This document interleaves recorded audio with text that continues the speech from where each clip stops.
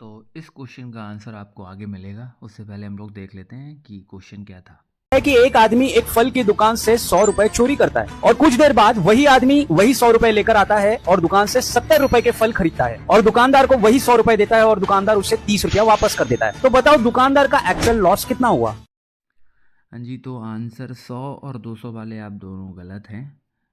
तो इसका जो आंसर है वो थोड़ा ट्रिकी ये है कि पहली चीज़ तो मैं मार्केट के बारे में आप लोगों को सभी को पता ही है, जानते ही होंगे कि कोई भी इंसान कोई भी दुकान चलाता है तो वो उतने में ही उस चीज़ को नहीं बेचता है जितने में वो ख़रीद के लाया होता है।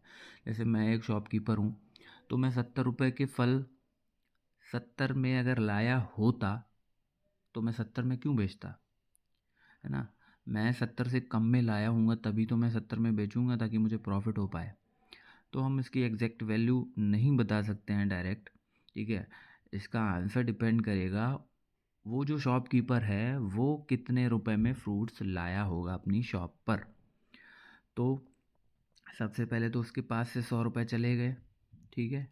जैसे ही उस चोर ने दोबारा उसे 100 रुपये दिए, 100 उसके वापस आ गए, मतलब बैलेंस ज़ीरो हो गया।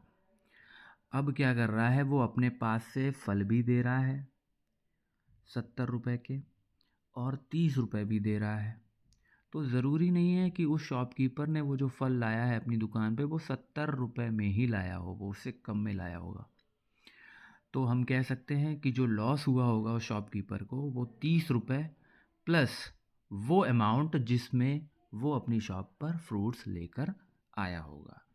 So this was the answer. I hope you all understand.